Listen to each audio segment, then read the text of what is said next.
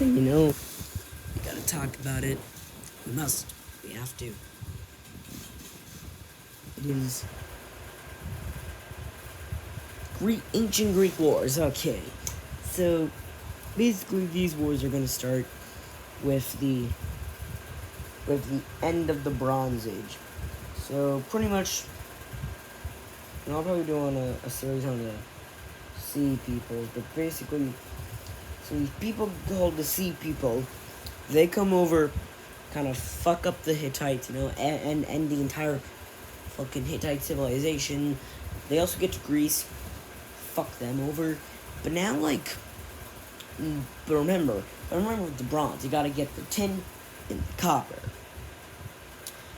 And Tinland is like modern day France, but now they have no more trade with modern day France, Tinland, because, the Sea People came and cut off that trade. Oof. So then they realize that, what's all around them? Iron. Now, how do you find iron in rock? Break open a stone. Is it red inside? If it's red inside, that's probably iron.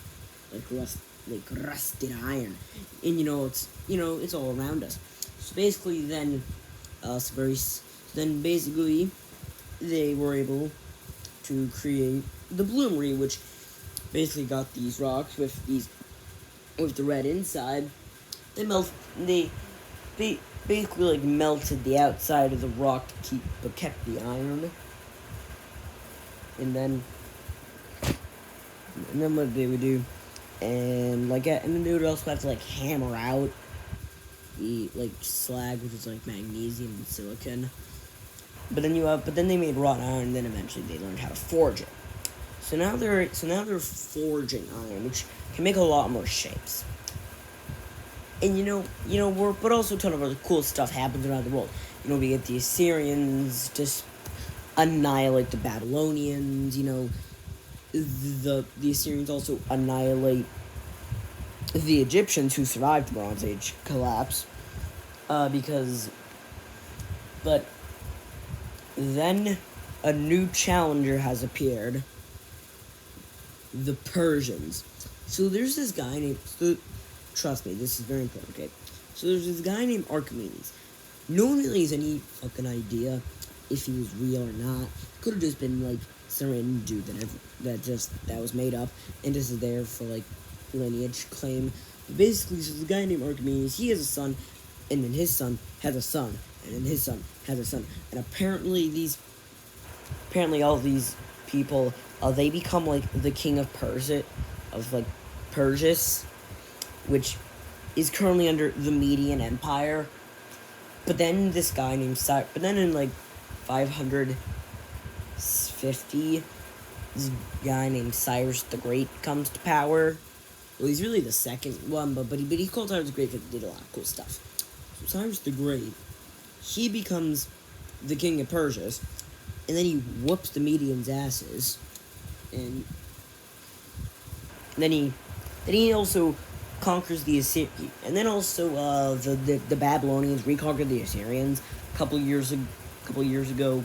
So then he conquers the Babylonians, allows the Jews to go back to their homeland, funds the rebuilding of the temple in Jerusalem. He also conquers some border regions with India,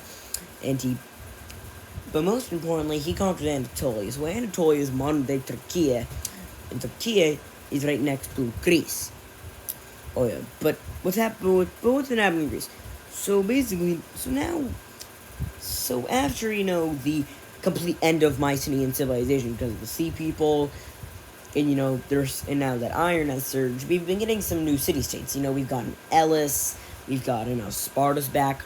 There's also Athens, there's the Thessalian city-states, and, but in Achaia, there's a ton of city-states. Okay, there's no...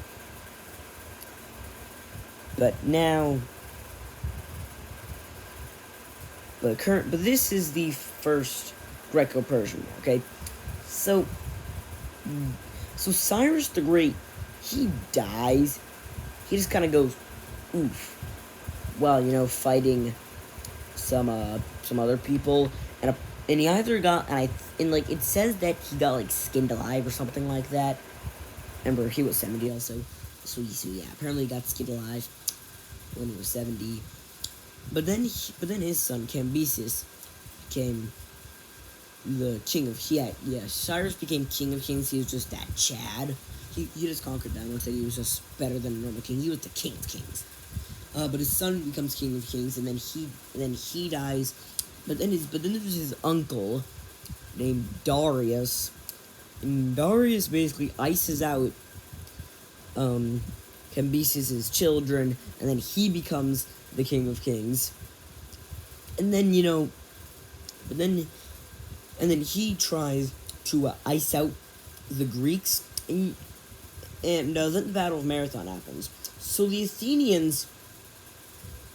There's a couple battles after this, but basically the first Greco-Persian War ends with the Battle of Marathon, in which Athens and some allied city-states with their navy destroys the entire fucking Persian fleet.